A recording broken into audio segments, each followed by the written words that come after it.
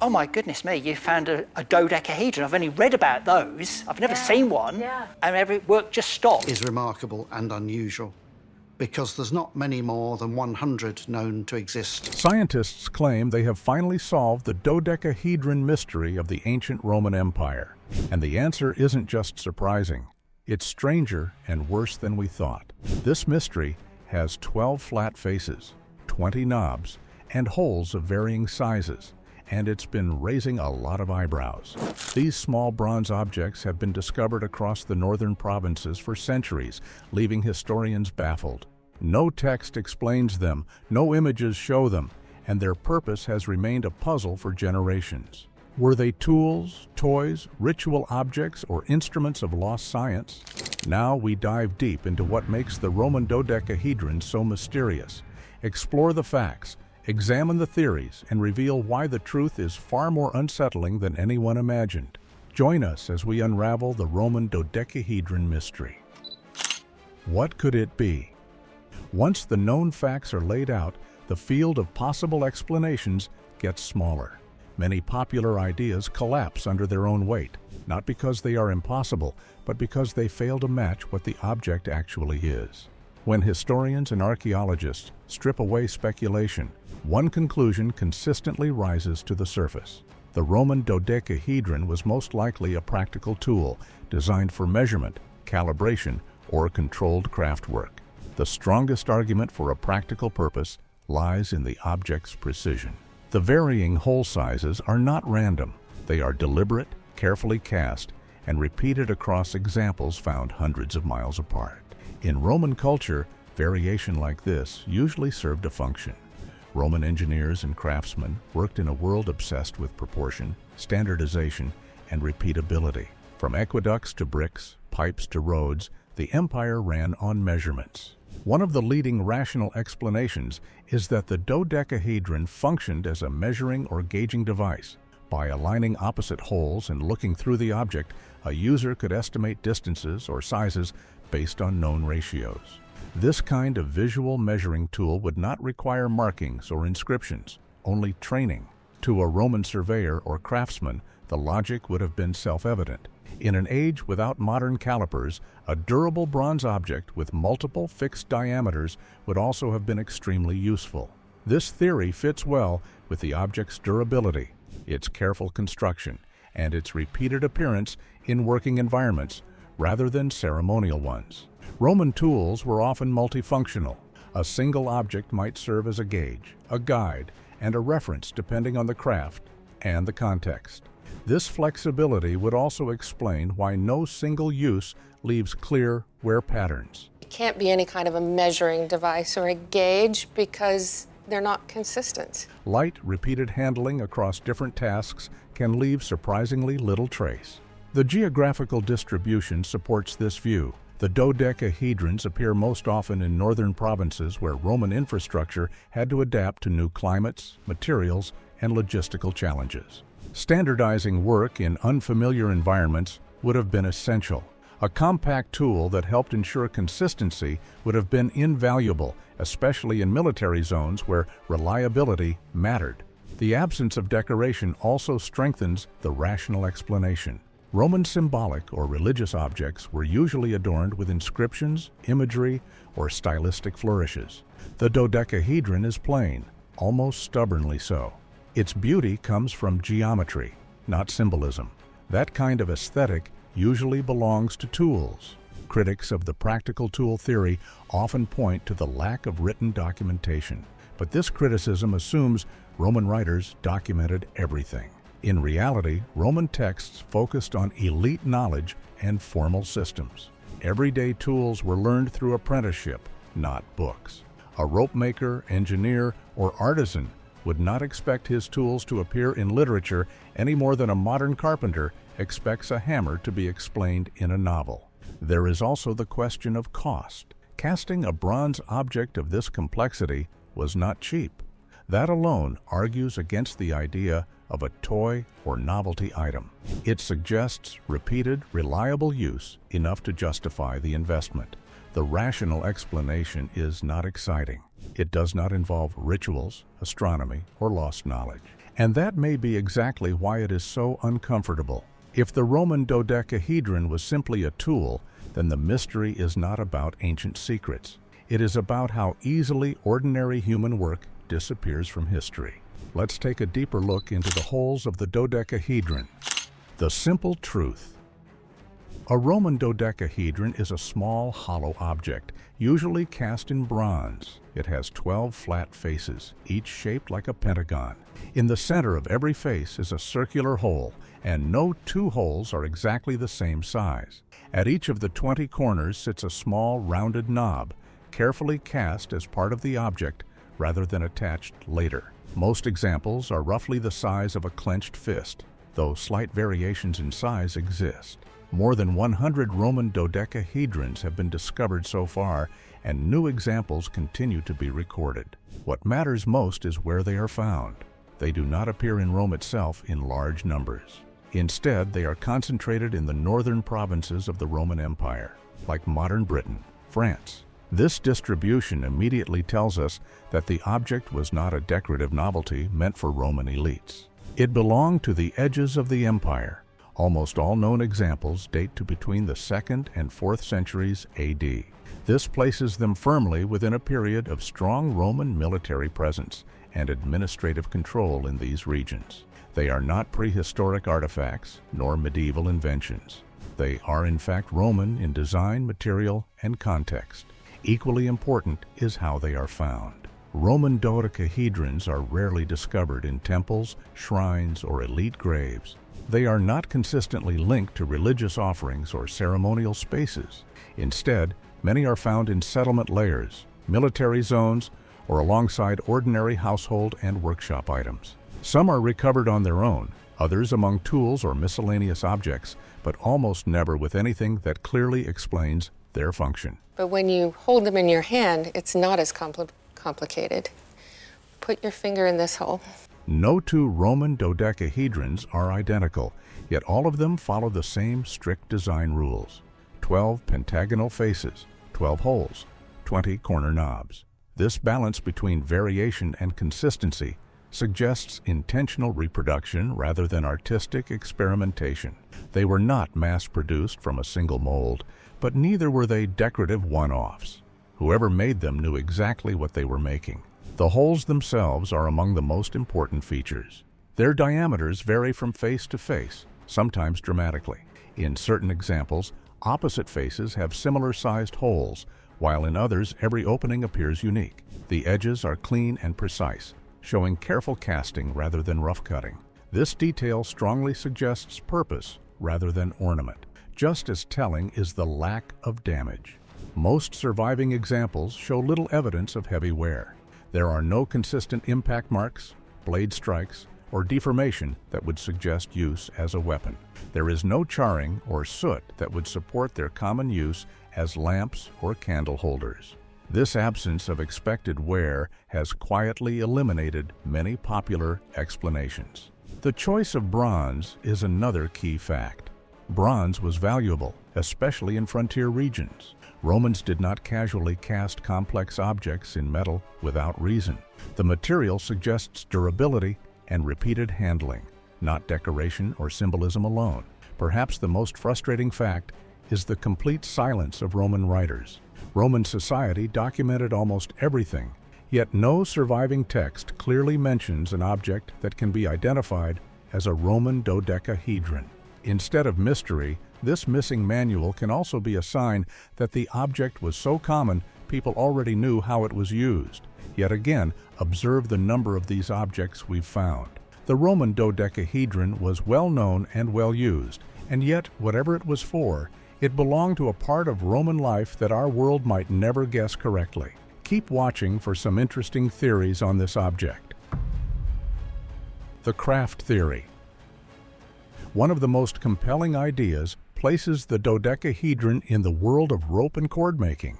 Rope was essential to Roman life. It held tents upright, powered pulleys, secured cargo, supported bridges, and made siege engines possible. The dodecahedron's varying hole sizes fit neatly into this context. Fibers drawn through fixed openings can be twisted, tightened or standardized in thickness.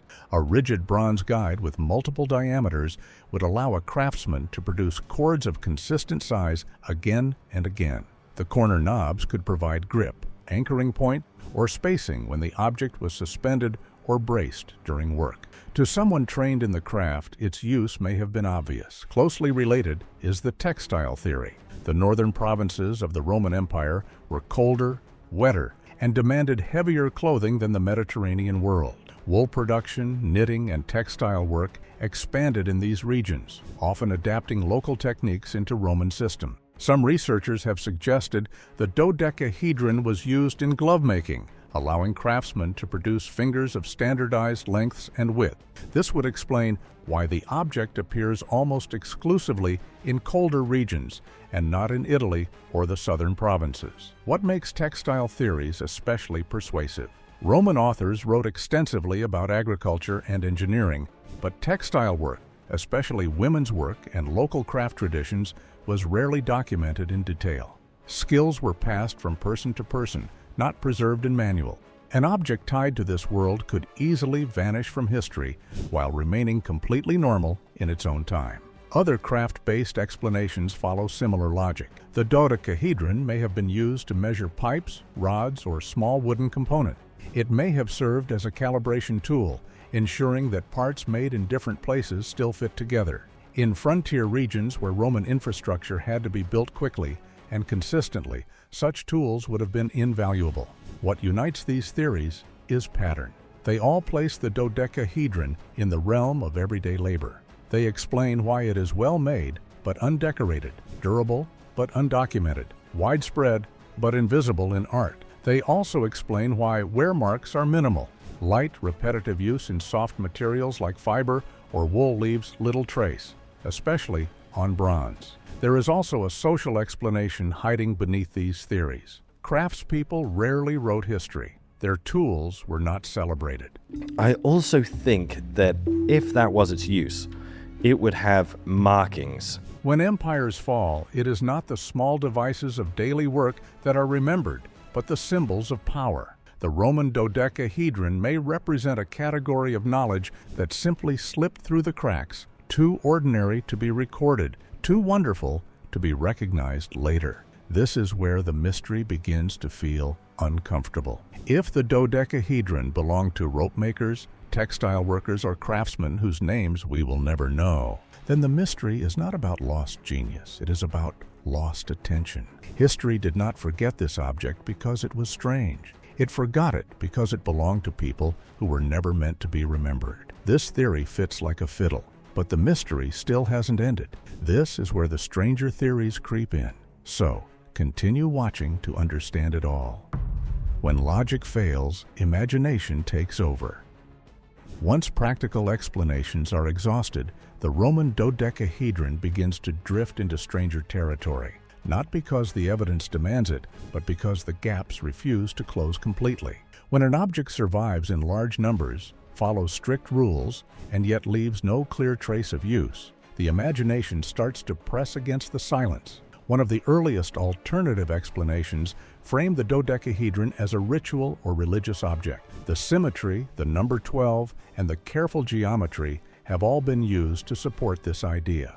In many ancient cultures, 12 carried symbolic weight, linked to cycles, order, and the heavens. From this perspective, the object could have functioned as a ceremonial device, perhaps tied to seasonal rites or local beliefs absorbed into Roman practice. The problem is context. Roman religious objects were rarely anonymous. They carried inscriptions, symbols, or were placed in clearly sacred spaces. The dodecahedron lacks all of this. It does not appear on altars, in temples, or in iconography. If it had ritual meaning, it was either extremely localized or so ordinary that it left no trace of reverence. That weakens the case considerably. Another popular theory suggests an astronomical purpose. Some have proposed that the varying hole sizes allowed users to track celestial events, measure angles of sunlight, or predict seasonal changes. At first glance, this feels plausible. The Romans valued astronomy, especially for agriculture and timekeeping. A portable geometric device could, in theory, serve such a role. Again, the evidence resists. Astronomical tools usually require markings, alignment guides, or inscriptions. They also tend to appear in texts or depictions because they are associated with learned knowledge. The dodecahedron has none of these features. Its holes do not align in a way that clearly corresponds to known astronomical measurements. If it was an astronomical instrument, it was an oddly undocumented one. Some theories drift further, suggesting the dodecahedron was a status symbol or prestige object. Its complexity and material could mark it as something owned by officers or administrators. Yet this explanation struggles to explain the lack of decoration and the absence of elite context. Roman status objects were meant to be seen. The dodecahedron seems almost determined not to draw attention. There are also ideas that it functioned as a game piece or toy. Children's toys, however, tend to be simpler, cheaper, and more numerous. The careful casting and consistent design rules argue against casual play.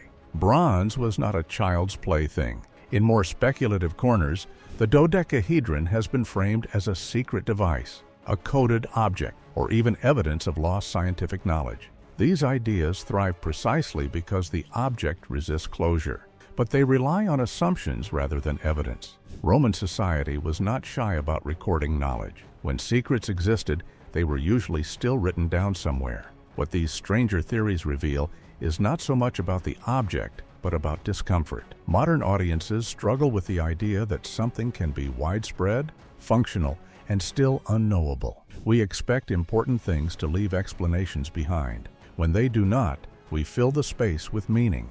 The Roman dodecahedron becomes a mirror. To some, it reflects ancient wisdom lost to time.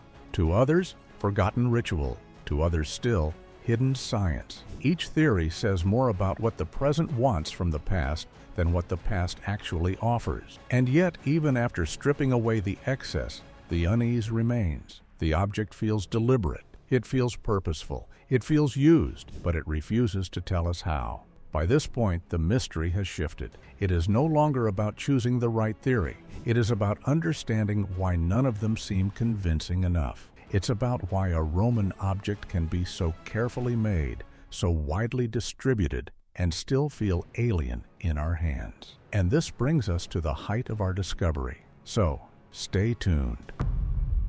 Why the truth is worse than we thought.